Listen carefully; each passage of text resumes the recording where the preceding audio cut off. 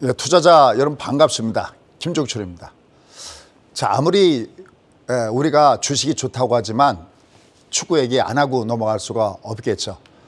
아마 오늘은 제가 살 때 아침에 한국경제TV의 시청률이고 뭐고 아침 방송은 전부 다가 시청률이 좀 낮을 것 같습니다. 여러분들 잠은 주무셨습니까?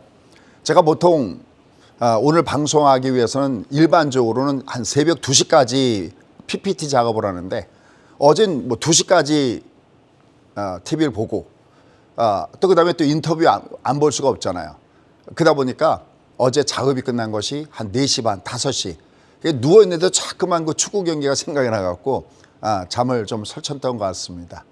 그런데도 불구하고 오늘 아침에 이렇게 TV 앞에 혹은 또 유튜브로 보시는 여러분들이 진정 국고초를 사랑하시는 찐팬인 것 같습니다. 너무 감사합니다.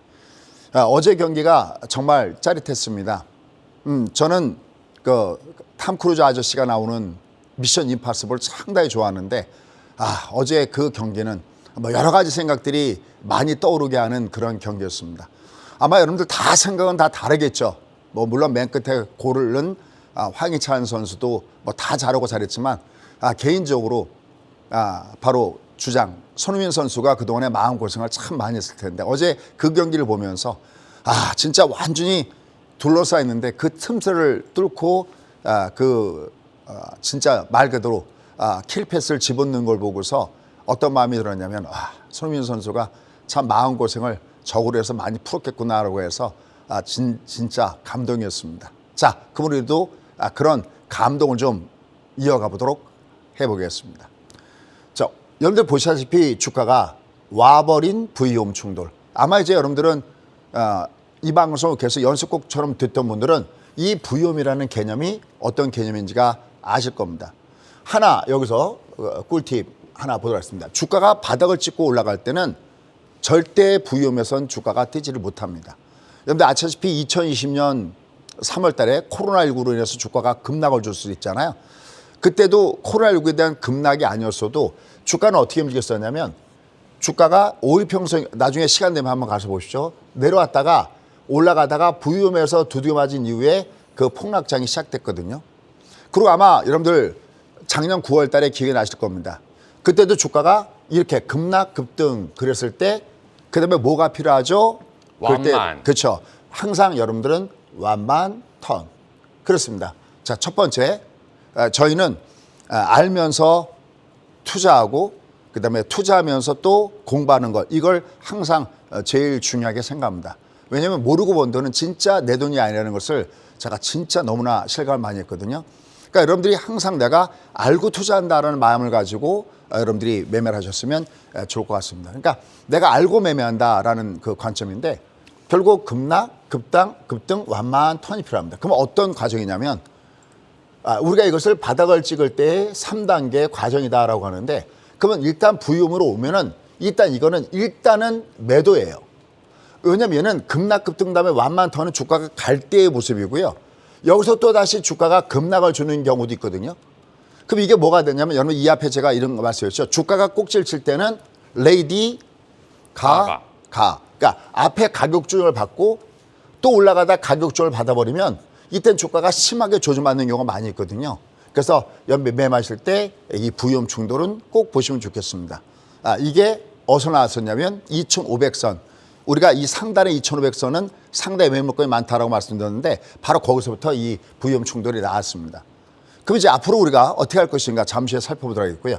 그 다음에 여러분들은 숫자 하나를 적어놓으시기 바랍니다. 2405포인트가 굉장히 중요한 의미점을 갖고 있습니다.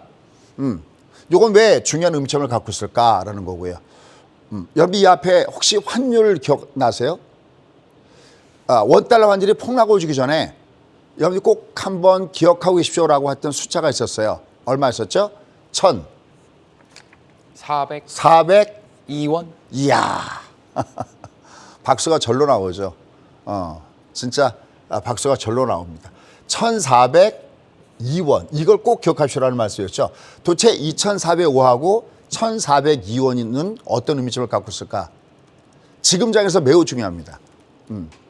여러분들 혹시 이 아침 방송을 보시면서 또 우리나라 시장은 미국과 다르게 위에서부터 심하게 내려왔으니까 많이 걱정하면서 보신 분들 계실 테지만 어차피 이 장은 또 다음에 또 와야 돼요. 여러분 이번에 우리가 이 장이 올라가기 전에 이 장은 생각보다 여러분 생각하는 것보다 세게 옵니다라는 말씀드렸죠. 진짜 세게 왔잖아요. 왜냐하면 우리가 녹색 캔들존, 소위 과매도 구간존에 이미 주가가 있었고 그다음에 주가가 내려갈 땐 더 내려갈 땐 부력존이다. 위에서 누르면 내리는수록 폭파적으로 올라갈 수 있는 부력존이다라는 말씀이었잖아요.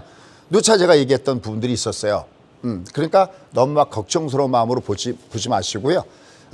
도대체 어떤 시나리오를 가지고 어떤 전략을 가지고 대응할 것인가. 항상 우리가 주식 투자할 때 성공하기 위해서는 예측과 대응의 영역이 존재하는 거거든요. 그 예측만 하고 대응하는 노하우들. 그러니까 내가 이건 약간 공부를 해야 되겠죠. 그 공부를 우리가 같이 하는 중입니다. 그래서 2405포인트 음이점 벌써 빠르신 분들은 눈치채셨을 겁니다. 그 다음에 이제 요 다음에 오는 장세. 다음에 와야 될 장세죠. 다음에 와야 될 장세. 도대체 어떤 부분들이 형성됐는지 살펴보도록 하겠습니다. 자, 그럼 첫 장 가보도록 하겠습니다. 일단 요번에 이 장세가 의미가 있었던 것은 뭐냐면 주가가 고점을 찍었을 때 여러분 아시다시피 작년 6월 달에 3,316에서 고점을 찍었어요. 그 이후로부터 11월 달 그러니까 무려 1년 5개월 만에 아주 의미 있는 것이 하나가 나왔어요. 그게 뭘까요? 이 의미 있는 것이 뭐냐면 우리가 보통 추세를 논할 때는 그러니까 각 이동평균선 각각 의미가 있어요. 예를 들어서 5일 평균선 돌파했다 그러면 심리가 좋아졌구나. 뭐 20선 세력선, 60선은 수급선 이렇게 각각의 그 명치 있고 각각 부여된 의미가 있는데 화면 한번 잠깐 보시죠. 여기 화면 잠깐 보시면 이게 6개월 선이거든요. 제가 이런 표현을 많이 합니다. 주가가 상승 다운 상승을 주려면은 빨간 열차가 레일 위에 올라 있습니다. 그 레일이 6개월 선이거든요. 여기도 보면 꺾어져 내려갈 때 레일 아래 있기 때문에 주가가 봉쪽으로 꺾어졌잖아요.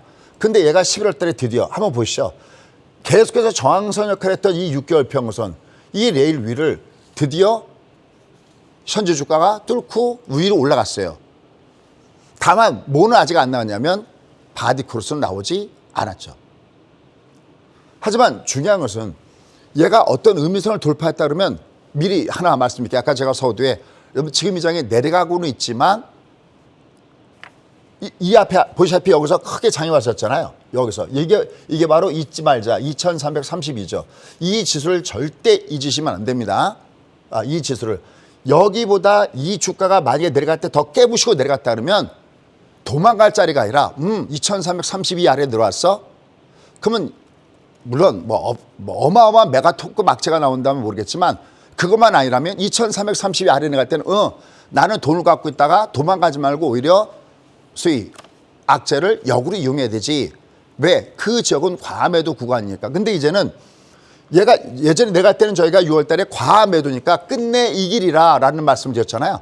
이제 멘트가 달라집니다. 왜냐하면 얘가 이렇게 돌파했기 때문에 과매도 구간일 뿐만이 아니라 보통 어떤 라인을 돌파하거나 깨고 나갈 때는 소위 투터치 법칙이라는 거 있어요. 그러니까 올라가다 깰 때 만약에 어디가 올라가다 깰 때 이렇게 올라가다가 외국에서 한 번 깨는 게 아니라 한 번 깼다가 두 번째 깨면 얘가 진짜 깨는 거거든요. 거꾸로 얘가 어딘가를 돌파할 때 그냥 한 번에 돌파하지 않습니다.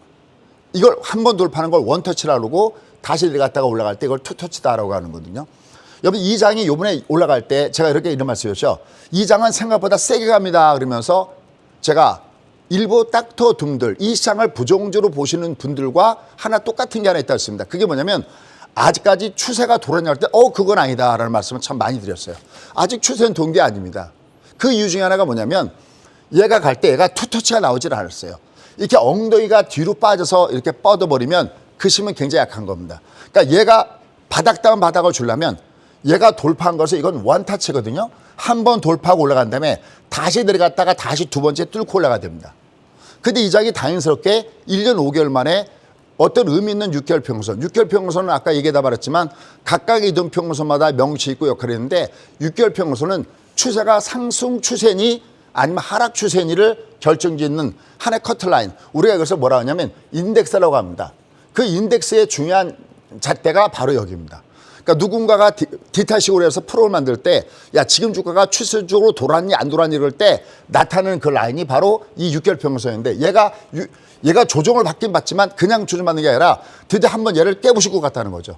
여태까지 1년 6개월 동안 내려간 돈에 한 번도 없었던 일을 만들어 놓은 상태에 있기 때문에 얘는 의미가 없는 것이 아니라 결국은 두 번의 의민선을 만들어야 되는데 그중에 한 번을 지켰기 때문에 상당히 의미가 있다라고 할 수가 있겠습니다. 다만 앞서 설명드렸던 대로 얘가 투투치 주려면은 하이 캔들이 나와줘야 됩니다. 하이 캔들의 개념이 뭐냐면 여기 한번 보시죠. 여기 빨간색과 여기 빨간색을 보시면은 뭐 이건 여러분들께 제가 항상 2부 방송에서 많이 들었던 거기 때문에 이미 아실 겁니다. 얘가 이렇게 있는데 얘가 이렇게 내려와 있어요. 여러분들 혹시 카카오 갖고 고생하신 분들 많이 계십니까? 저희가 카카오 같은 경우는 상승기 초반에 매수를 해서 한 3년 이상을 장기 보유한 다음에 상대에서 때렸을 때 그때 썼던 매매 기법이 뭐냐면 하이 캔들 기법과 로우 캔들 기법이거든요. 그러니까 이렇게 엉덩이가 밑으로 내려서 뜬 거를 하이 캔들이 아닌 로우 캔들, 낮아 있다. 로우 캔들이라고 그래요. 로우 캔들에서는 바닥을 주지 않습니다. 로우 캔들에서 바닥을 줄 때 가장 강력한 방법은 이게 냉난까지 뻗어주고 다음에 올라가는 소위 삼중 바닥형, 역헤드 숄더형. 그래서 여러 차례 항상 그렇지만 여러분께 제가 말씀드린 것을 하나의 연습곡 같다 그러는데 이게 올라갔다가 어차피 얘는 올게 오고 있는 겁니다.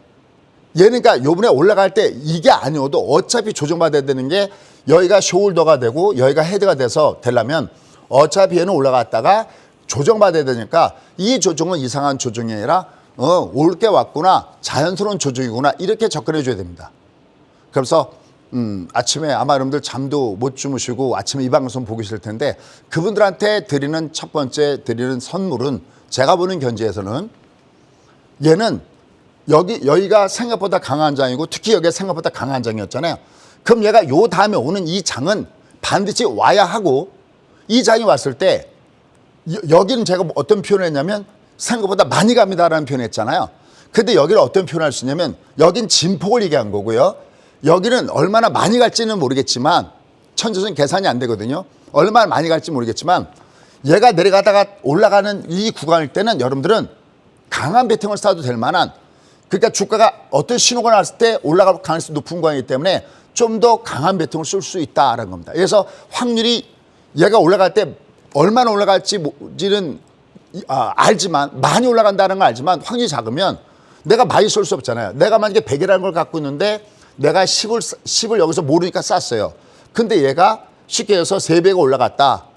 이거나 아니면 얘가 많이 올라갈지는 모르겠지만 올라갈 확률이 높다 그러면 베팅의 규모를 더 많이 싸서 작게 올라가더라도 내가 먹을 수가 있겠죠.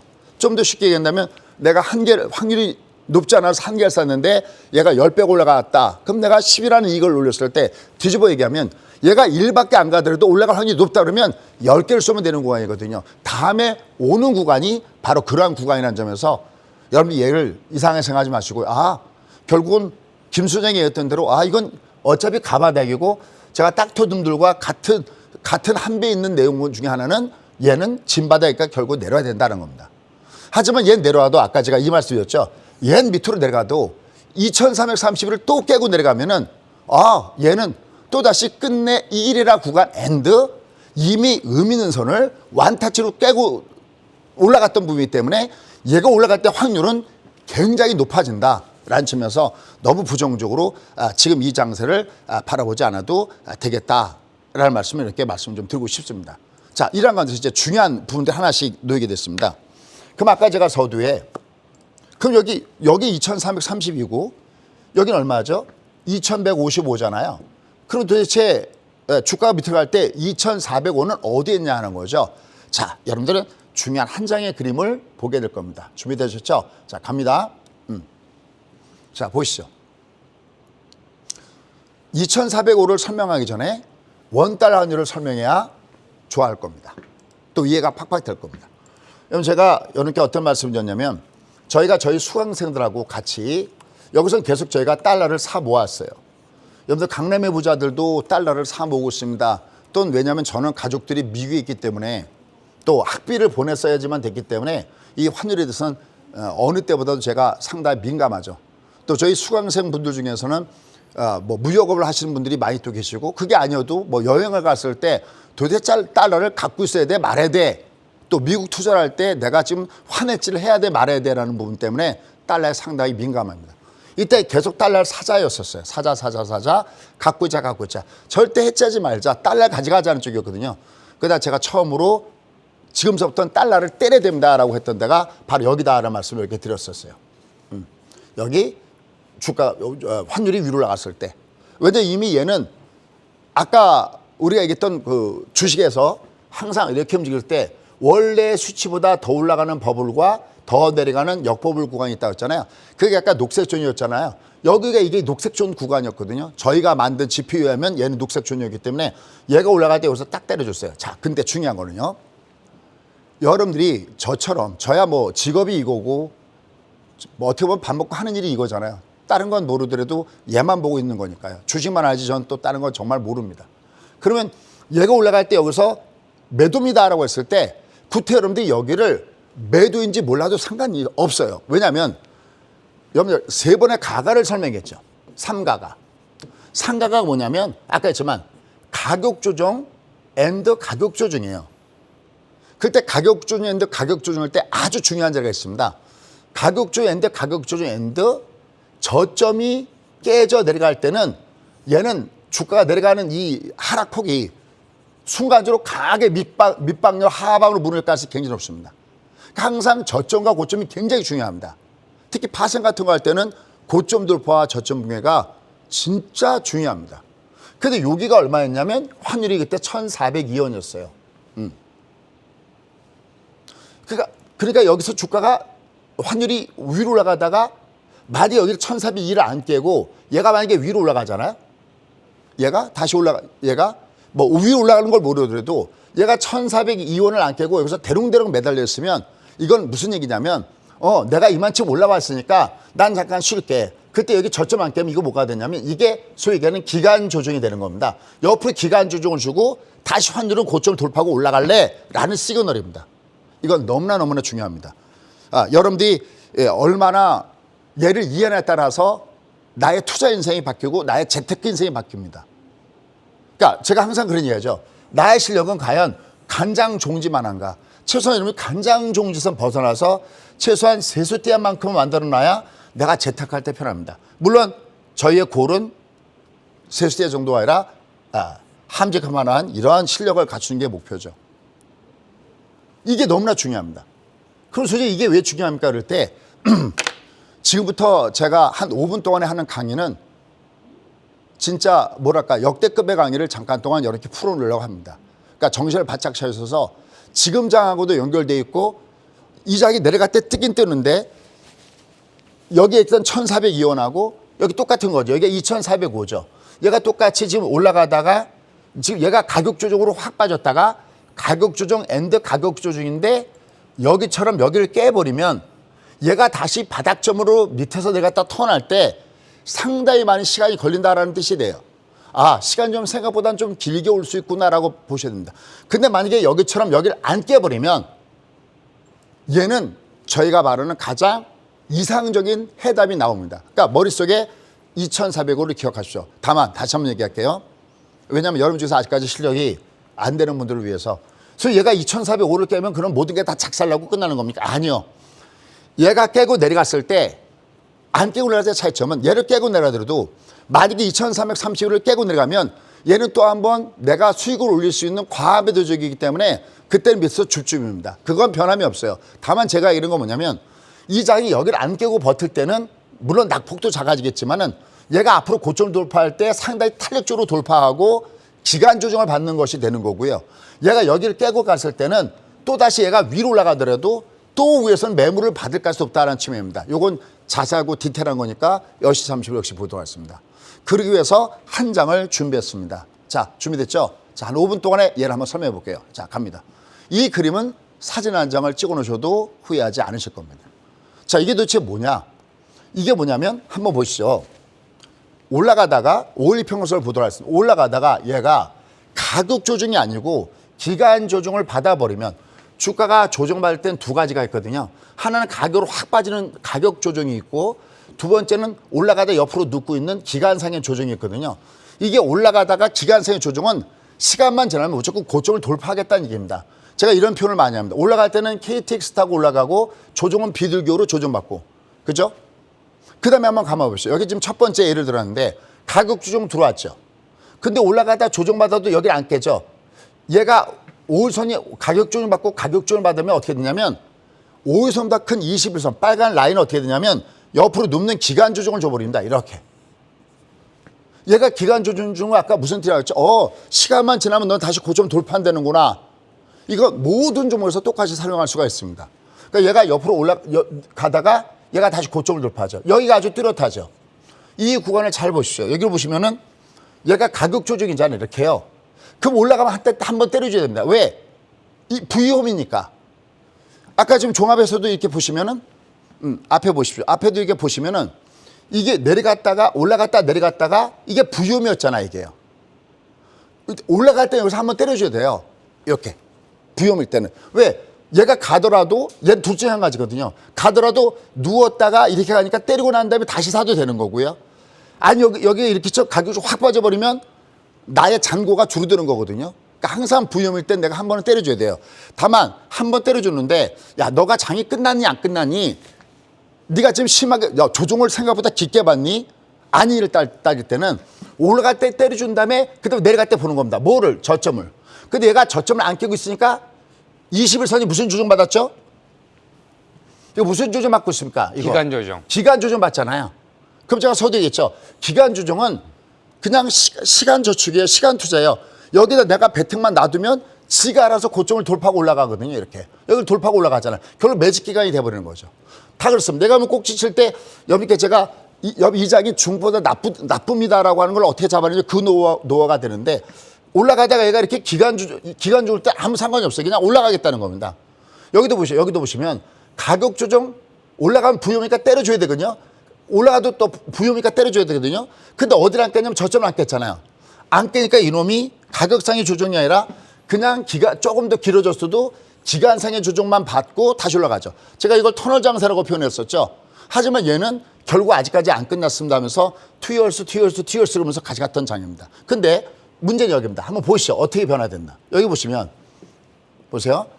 얘가 내려왔다가 올라갔다가 여기 파란색 라인 거는 거 여기를 깨지 말아야 되는데 여기 깨져서 얘는 더 가는 겁니다. 뭐 4치 됐든 5치 됐든 이게 예측과 대응이에요. 아 얘가 지금 과매수 구간에 들었기 때문에 내가 때려대는 건 하지만 실제로 내가 진짜 다 때린 것은 예측 갖고 때린 게 아니라 보고 내는 가위바위보 해야 되는 거거든요. 그러니까 안 틀리는 겁니다. 틀릴 수도 없는 거고요. 근데 얘가 내려가는데 여기 확 깼죠. 여기 기억나지? 여기 기억나지? 주가가 밑으로 빠질 때 9월 달일 겁니다. 그때 얘가 올라갔을 때 우리가 뭐라고 표현했냐면 얘는 절반의 성공이지 완전한 성공 아니다. 왜? 급락급등 항상 옆에 완만 턴어줘야 되거든요. 근데 얘가 여기 내려갈 때 여기 저점을 깼죠. 무슨냐면 이렇게 여기랑은 다르게 만약에 여기 이렇게 깼다면 얘는 여기서 가격 조정을 들어왔을 텐데 얘는 여긴 전부 다 기간 조정인데 처음으로 여기서 가격 조정인데 가격 조정 때문에 저점을 확 깼죠. 이렇게 되면 뭐가 달라지냐면 얘보다 큰 20선 빨간 선이 여긴 전부 다 누웠잖아요. 빨간 게. 근데 빨간 게 어떻게 되냐면 이렇게 확 가격으로 빠져버립니다. 그럼 얘가 문제가 되는 게 뭐냐면 5일선 쌍봉은 속임수가 많은데 20선이 쌍봉을 줘버리면 걔는 진짜 많이 빠집니다. 미리 내가 준비를 하고 있어야 됩니다. 여기서 얻어 터지면 내 재산을 지킬 수가 없어요. 얘가 저점을 깨져버리면 확 빠져버리는 겁니다. 환율 잠깐만 가서 보실까요? 자, 환율 한번 보십시오. 얘를 한번 보시면 자, 보십시오. 얘가 여기서 또 가격 조정 오케이 괜찮아요. 근데 만약에 1402원을 안 깨면 얘는 이게 이렇게 활처럼 확 쉬는 이게 아니라 이게 옆으로 누웠다가 얘가 다시 고점을 돌파하는 겁니다. 여러분들 환율 전문가들이 이런 얘기 많이 하죠. 환율은 귀신도 몰라. 그래 귀신도 몰라요. 그래서 저희가 어떻게 할 수 있을까요? 보고 내는 겁니다. 도대체 이 환투기 세력들이 무슨 짓을 하는지는 우리는 얘를 보면 아는 겁니다. 네가 여기를 안 깨면 너는 쉬었다가 다시 1,500원 향해서 가는 거구나. 근데 여기를 깼어? 넌 그럼 여기를 고점으로 만들 수 있구나. 예전에 제가 유가를 보면서 저는 개인적으로 유가가 지난 6월 달에 유가가 고점, 평균값 법칙으로 이렇게 얘기했죠. 중간값.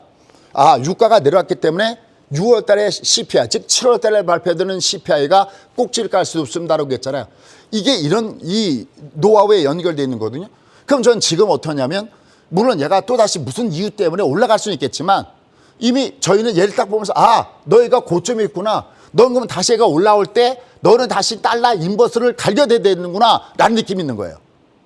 이게 바로 저점 붕괴. 그러니까 얘가 만약에 여기서 2400원을 얘가 이렇게 깨버리면 얘가 여기서 이렇게 깨버리면 얘가 활처럼 쉬는 겁니다. 이렇게 활처럼 쉬면 아까 제가 주가는 급락급등 다음에 완만한 다음에 가야 할 때 확 가는데 얘가 올라가다 활처럼 쉬어버리면 다시 얘가 바닥을 찍으면서 올라갈 때 상당히 시간이 많이 걸리니까 그럼 난 투자전이 나오는 거죠.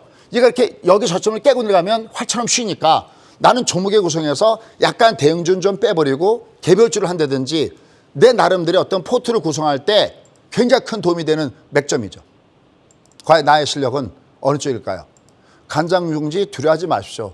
투게더 같이 갑시다. 최소한 세수대학까지는. 이거 어려운 거 아니거든요. 여기 깼기 때문에 더 인버스를 갈겨대는 겁니다. 너 밑으로 더 내려가겠구나.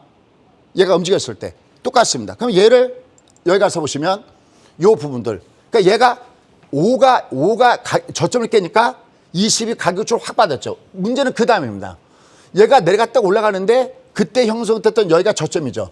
여기는 요 라인은 5일선의 저점이 있고요. 무슨 얘기냐면 여기 저점은 5일선 이렇게 가격적인데 가격적 다음에 깼기 때문에 20이 쉬었잖아요. 이렇게요.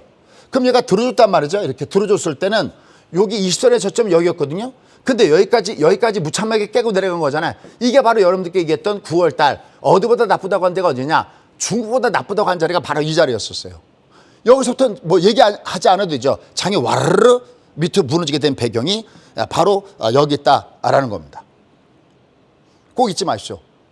선생님 그러면 얘가 이렇게 무너지면 무서운 거잖아요. 무서운 거죠. 무서운 건데 아까 제가 서두에 얘는 다음에 장이 얘는 이상한 조정이 아니라 당연하게 다음 장이 와야 된다는 건 뭐냐면 여기 한번 보시죠. 얘가 이걸 중방이라고 그러는데 장은 이렇게 골드와 데드로 방향을 타지 않습니다.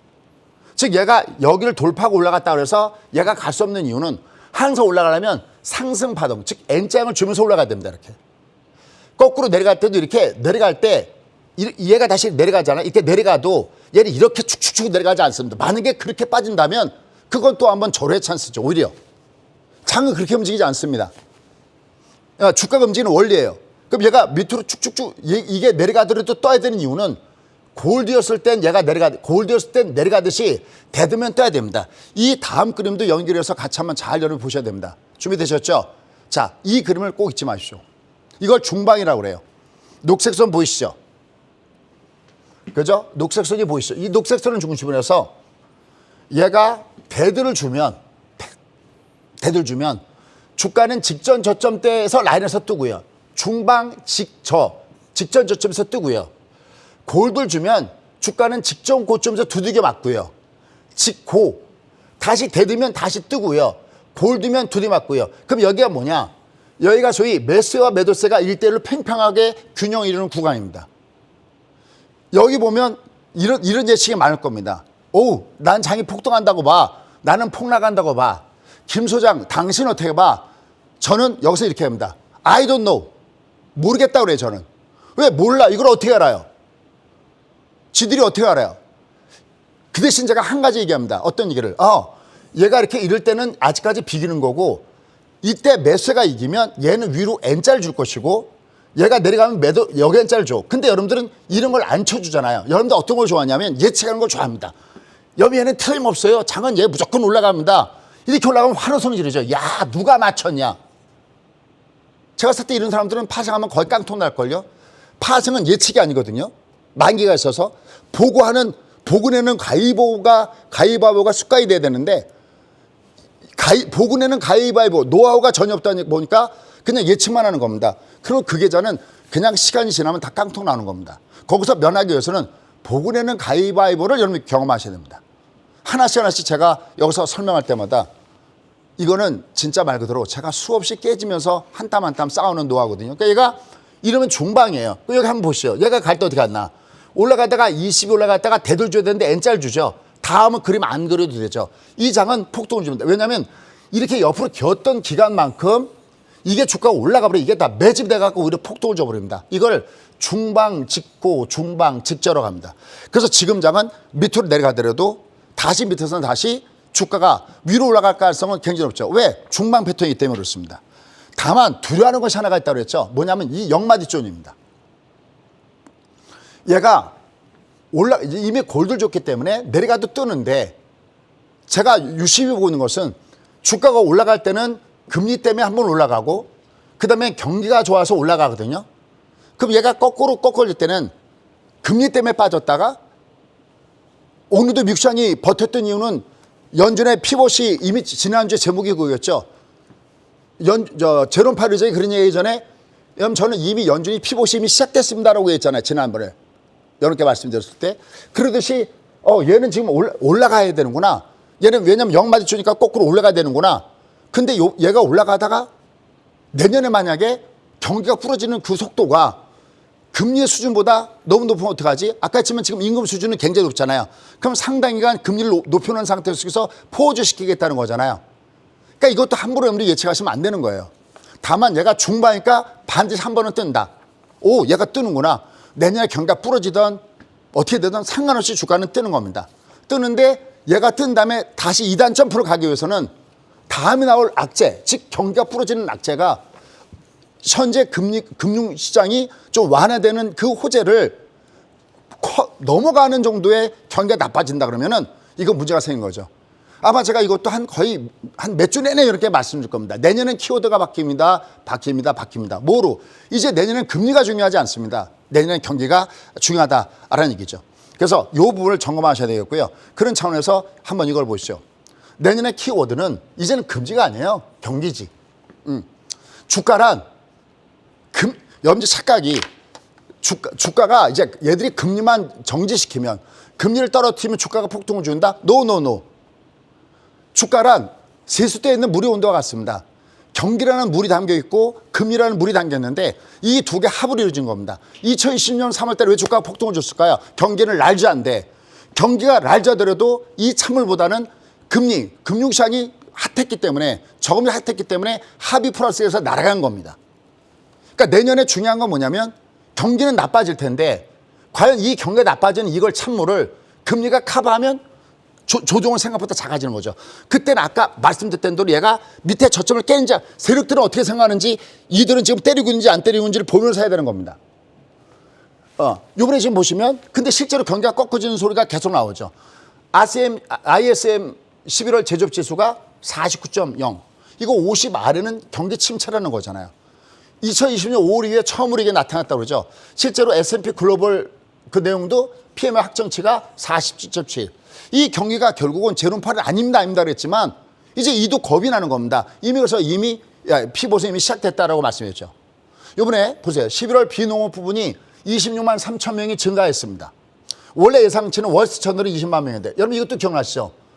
이렇게 계속 여러분 생각하는 것보다 고용은 절대 그냥 나빠지지 않습니다. 세 가지 이유를 댔었죠. 뭐였었죠? 첫 번째 뭐예요? 리쇼링 문제가 있다.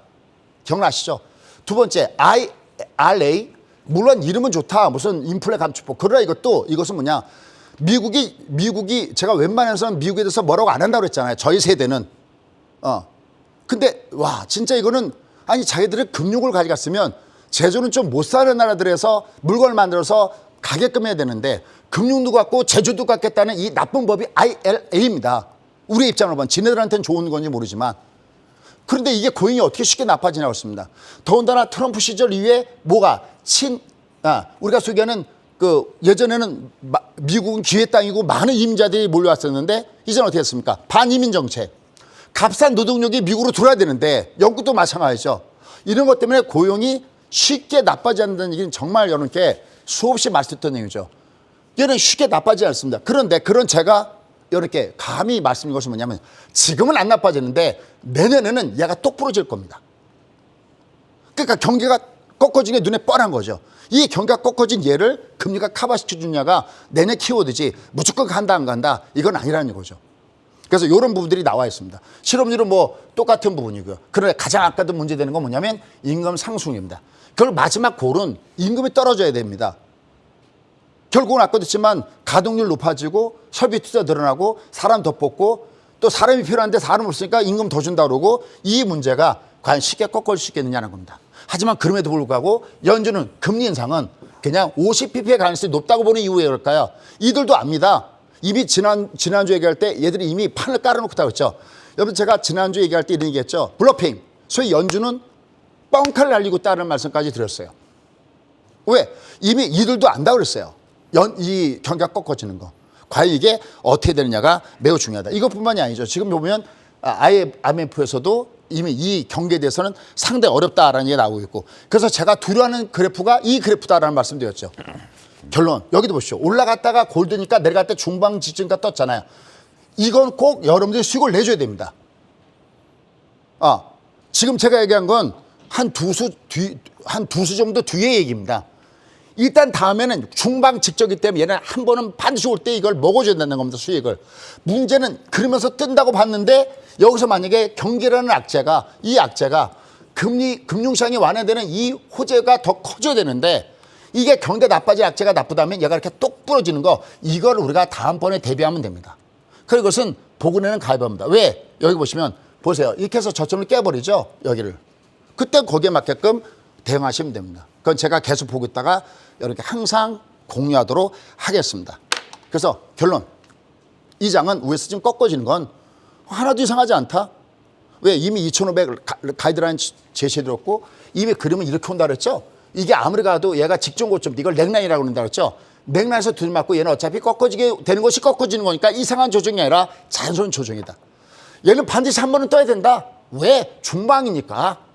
그러니까 너무 두려운 마음으로 휴일을 보내지 마라. 어제 축구도 이겼는데. 예. 사상 처음으로 밤에 통닭을 시켜본 것 같습니다. 통닭이 아는 줄 알고 시켰는데 오더라고요.